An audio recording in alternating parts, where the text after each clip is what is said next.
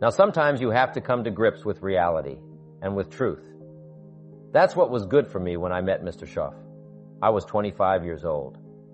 He was 44 years old, and he brought me a wealth of experience and started asking me the tough questions. Big question. He said, are you reading the books that are going to take you where you want to go in the next 5 years? Excellent question.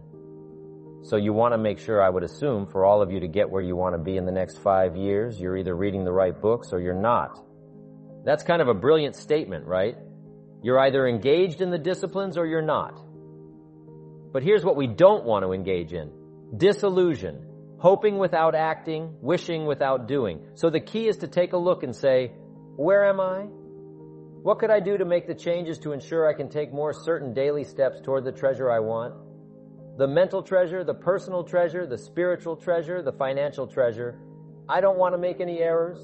Now's the time to adjust my daily program to take me where I want to go. You might draw a little circle. This is where you are. 10 years from now, you could be here, or 10 years from now, you could be here. And the difference in 10 years between here and here could be significant in money and lifestyle, treasures, equity. In 10 years, an incredible difference. But right here, a small difference in the change of discipline. The change of thinking to start you on this journey versus this journey.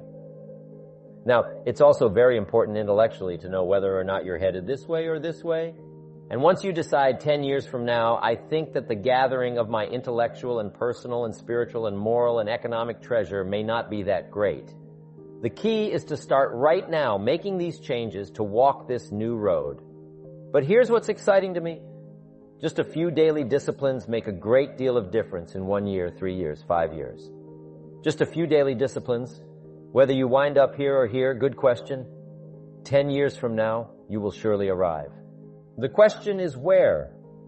We don't want to kid ourselves about where. We don't want to kid ourselves about the road we're walking. I had a day shortly after I met Mr. Schoff called Do Not Kid Myself Anymore Day. I don't want to be disillusioned anymore. I was using the cross-finger theory back when I was 25, 24, 23.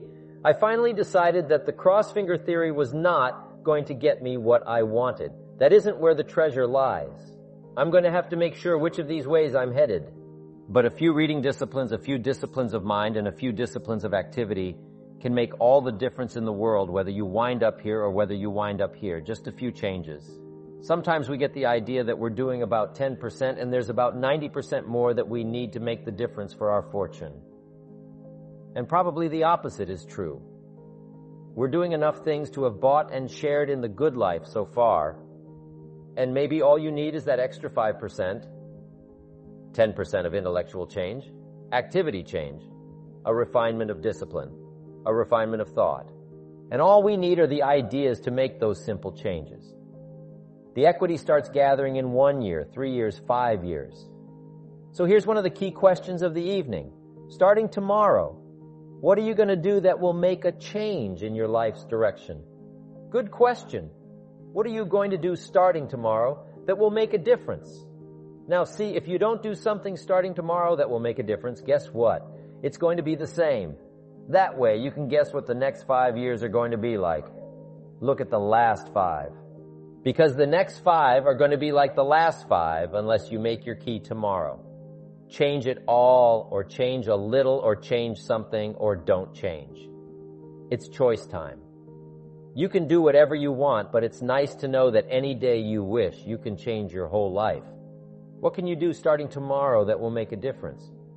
Good question. What can you do with economic chaos? Massive disappointment. What can you do with a broken heart? What can you do and it won't work? Good question. If you want your life to change, here's the source of it all. Ideas plus inspiration. Now, ideas are not that far away. Everything you need is within reach. The ideas you need for life change or business change are within reading reach, within listening reach. There's probably a library not too far from you. The problem is, right, there's a library there, but most people drive by. Very few drive in. Do you know how many people own a library card in the United States? 3%. And guess how much they cost? Nothing. Wow. But see, it's within reach. Now the key is who's going to reach. There's a simple Bible phrase, and I'm an amateur on the Bible, but here's what it says. If you search, you will find. But it's very important to know that finding is reserved for the searchers. We don't find what we need. We find what we search for. Needing is not the prerequisite to getting value. You can't be a needer. You have to be a searcher. But if you'll search, if you'll try, if you'll go, if you'll listen, ideas are within reach, and ideas are life-changing. There's nothing so powerful as an idea whose time has come. A business idea, a social idea, an investment idea, a good health idea. All you need is just the refinement of an idea to make an impact on your life. Gather treasure, gather equity, gather wealth, because it doesn't take much to make a significant difference as time passes. A good note for you to take? We could all use a little coaching.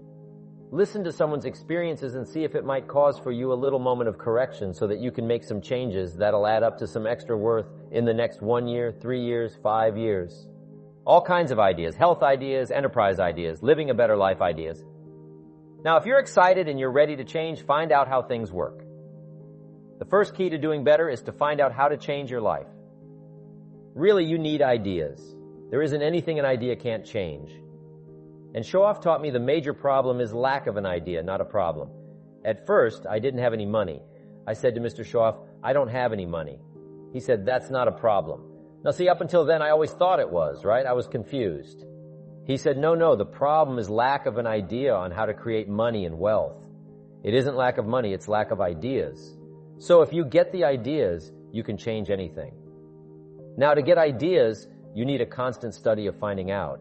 Now, Shoaff also said, when you find out something that works, put the information in your journal. Don't use your head for a filing cabinet. Put it in your journal so that you can do the next best thing. Repetition, repetition, repetition. Go over it, and if you repeat it, go over it. Go over.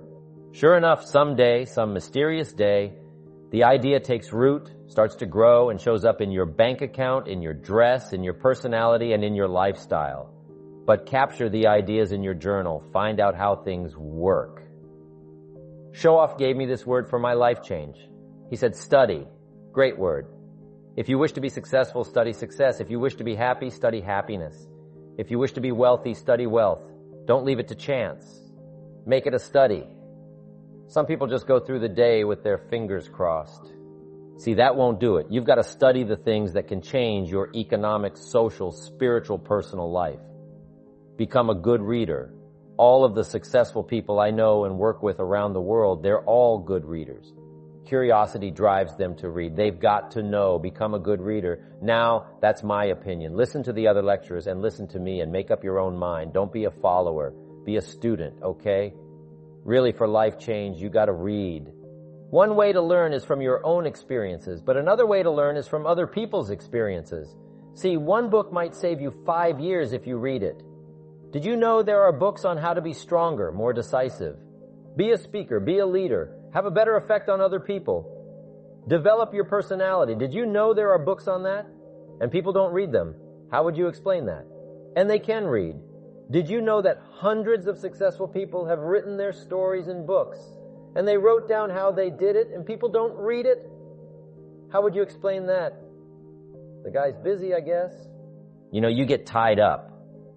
The guy says, well, yeah, you work where I work. By the time you struggle home, it's late. You got to eat, bite the supper, watch a little TV, get to bed. You can't sit up half the night reading. And the guy's behind on his car payment. Good worker, hard worker, sincere. But you got to be better than sincere and work hard. Otherwise, at the end of your life, you'll wind up cold, stony broke. You've got to be better than a good worker. You've got to be a good reader. You may not be able to do all you find out, but you should find out all you can do. See, you don't want to wind up at the end of your life and discover that you've lived only 1/10 of it, and the other 9/10 went down the drain, not for lack of opportunity, but for lack of information. Now, here's the best human virtue for finding out. Curiosity. Be curious. You might add a word to it that will help. Childish curiosity. What will kids do if they want to know something bad enough? Bug you. And that's the phrase. They can ask 1,000 questions. You think they're through? They've got another 1,000. They'll drive you to the brink. It's a virtue. When you've got to know, be like a child. You've got to be like children. 4 ways, in my opinion, to be like a child. Curiosity. Number 1 is curiosity. Excitement. Get excited like a child over your ability to make yourself do anything for change. Faith. Have faith like a child. Adults are too skeptical. Trust. Trust is a childish virtue, but the rewards are incredible. So be like a child. Now, there are millions of books, so you can't read all the books. But here's what I mean by read all the books. Read all the books you need to read to make your fortune, become powerful, influential, healthy, prosperous, aware, bright, helpful, a partnership, a father, a mother, a grandparent. Read all the books you need for your life to flourish and become the best it can possibly be during the course of your lifetime. Read all of those books. Don't be short on that list. One of the greatest experiences any of us can have is the experience of influence. To persuade somebody that we've got a good idea, to persuade somebody to buy a product or consider a service, to be able to influence somebody to a way of life, a product, an idea, a company, a corporation, an enterprise. Influence is one of the greatest of life's experiences. The chance to influence somebody else, their thinking, their future, maybe their lives, is a great experience. And all the way from being a manager to an executive to being a parent, we all have, in some respects, the chance and the opportunity to influence somebody else. Now, the key is to develop the skills to do it. There's one thing in doing it casually, another thing in doing it haphazardly, and another is to do it on purpose by learning the skills, gathering the skills to help influence people to a way of thinking, to a product, to an idea, to an enterprise, just to a better life. I think, first of all, to get more, we need to just be thankful for what we already have. Let's be thankful for where we are, because that's how good ideas start to flow. Thanksgiving for what you've already got. Here's what blocks the flow of all good information: cynicism. It's not that difficult to be a practiced cynic, feeling cynical about circumstances, cynical about place, cynical about opportunities, cynical about people. But if we turn that around, turn cynicism into thanksgiving, now the ideas can flow. Information can flow. Refinement of ideas can flow. So that's number one, be thankful. Here's number two, be eager to learn. No matter what you know, there's always some more. There's nothing like a good, powerful discussion to refine an idea. What we want are ideas that pass the test of the tough questions, and it's good to be around people who can ask the tough questions. Debate has a unique way of refining ideas that can become of value. But here's what I ask you to do. Argue with all this stuff later. Go back over your notes and relive the experience and think about what we've shared with you here. The key is to stimulate the mind to think thoughts and to think ideas, to open up channels of information.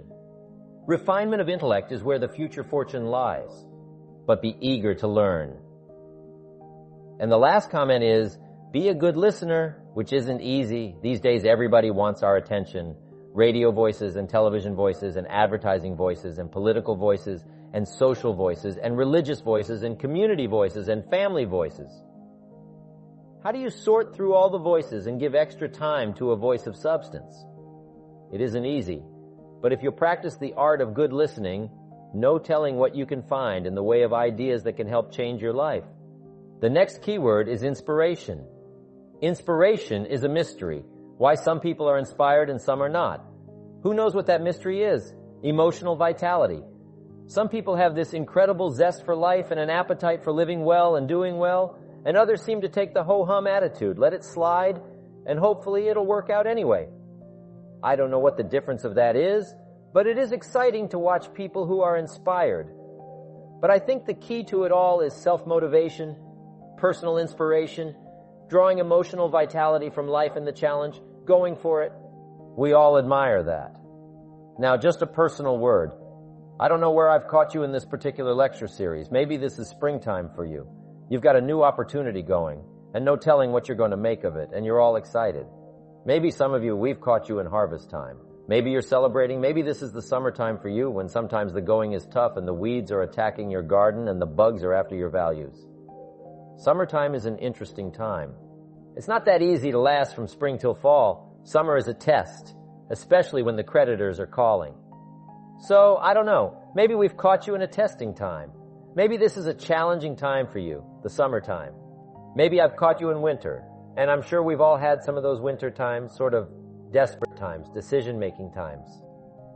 Maybe I've caught you in this series at the fork of the road, and some of the decisions you make in the immediate future are going to have everything to do with your next 5 years, 10 years. And I've been to a few of those called forks in the road. I mean, which way do you go? What do you select now as your next path of opportunity? And maybe these are trying times for you. Winter can be a source of trial when the push is on and the press is on. You've got to get going. You've got to take action. disciplines are the miracle process, and here's how to get the miracle of your future going as far as disciplines are concerned. Do what you can. You might go home and set a whole new pace for yourself, and we call it cleaning up neglect. Should walk around the block. Could walk around the block for your good health. Don't walk around the block so you're on the wrong track. Should read. Could read. Don't read on the wrong track. Should call. Could call. Don't call on the wrong track. Could change. Should change. Don't change. You're on the wrong track. Don't let neglect destroy your days, destroy your life, and destroy your future. Go back and do what you can. And if you'll do what you can, then life will give you some extraordinary things to do. You've got to take care of the small disciplines before life will give you a chance to handle the more complicated disciplines.